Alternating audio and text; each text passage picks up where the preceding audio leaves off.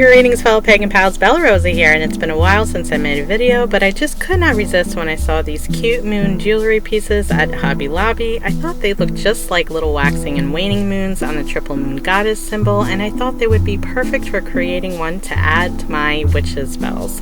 I'll use these round wire rings as full moons to complete the triple moon goddess.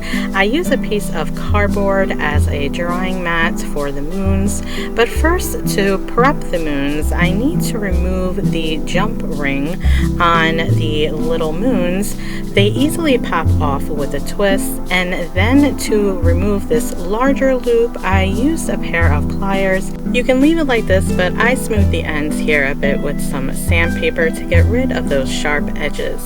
To put the moons together, I'm using E6000. Use a toothpick for a more accurate application, and notice that where the two ends meet on the full moon, I positioned the joint at the top here so that I can hide it later with a ribbon. Once I have everything where I want it, I just put a dab of the E6000 glue on one side of the waxing moon and then push it along one side of the full moon. I removed any excess with another toothpick. You really don't need a lot of glue here, so try not to use too much.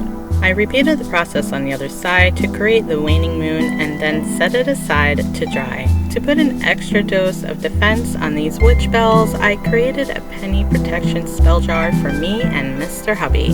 Start with a base of table salt. I dried out some apple seeds to use for protection and added 3 seeds each to represent each phase of the triple moon goddess in her maiden, mother, and crone form. There are so many ingredients that you can use for banishing and protection. For this spell jar, I used a wide variety, including cloves, some cinnamon bark, and even curry leaves, some parsley flakes, a small piece of sage, some black pepper, a pinch of nettle, a dash of ash, and even our fingernail clippings to strengthen the spell. For the spell, I've written the simple chant with these words: I cast a protection spell that's meant to last. To the universe my will be known. Blessed are those who reside in this home. I drew a small pentacle at the bottom, and I'm using a peppermint anointing oil to bless the spell with, but other oils that are good to use are tea tree oil, cedar, sage, or eucalyptus. I put 1 drop of the oil onto the pentacle, and then I fold and roll the paper while saying the chant before placing it into the jars.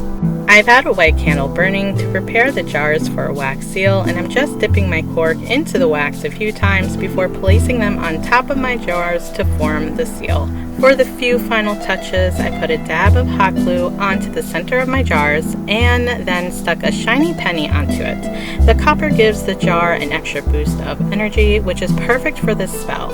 On the base, I add a tiny mirror to reflect negative energies. These jars that I bought on Amazon came with screw eyelets, which will make it easier to tie them to my bells. Lastly, I wrapped a black cord around the neck of the bottles to complete the spell. I used a vine wreath. It's about 6 inches wide. I'm using black sheer ribbons for the first 3 strips where my bells will hang. The center strip will be 10 inches long and the other 2 will be 12 inches long. I'm starting with the center 10-inch ribbon. I make a loop, then I bring that loop behind the wreath through the hole and feed the tail ends through the loop to create a reverse lark's head knot. This is the main knot I use throughout the project. I'm using my fingers to estimate the distance between the black ribbons before attaching the other 2 12-inch ribbons. I found these cool beads online that have the runes etched onto them, and I thought, wow, they would be perfect for my witch's spells. I'm starting with the elk rune in the center ribbon for protection and triple knotting the ribbon so that the bead doesn't slide out of place.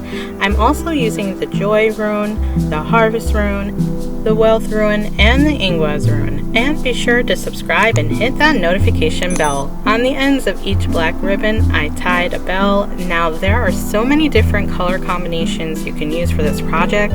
For me, I decided to use purple for spirituality, a light sage green for abundance, burgundy for strength, and gold for divine protection. I cut 2 of each of the purple and gold at 24 inches, 4 of each of the light sage and burgundy, also at 24 inches, and then 2 extra ones in black to use as the hanger and to attach my triple moon goddess. For the sheer sage and burgundy ribbons, I layered 2 on top of each other before tying them down, and then I tied my penny protection spells to the light sage ribbons on either side with just a simple knot. I attached 2 of these spiral cages to hold my stones to a different tail on the light sage ribbon. I inserted a piece of hematite in one cage and a clear crystal quartz in the other. Now I'm ready to attach my triple moon goddess. I tie a ribbon at the top, and as I'm doing this, I'm making sure that I pull the strings horizontally across the top of the moon to make this X shape. If I tied it vertically, it just won't attach properly.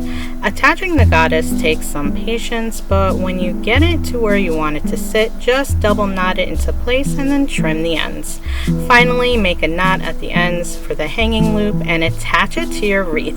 And it's amazing, you guys. I love the way it turned out. The colors are beautiful, the penny protection spell jars are potent, and all the little details make this triple goddess witch's spells a wonderful addition to any home. Subscribe now, become a Pagan Pal, like up this video, and I'll see you next time for another episode of My Pagan Pal Crafts and such. Bye!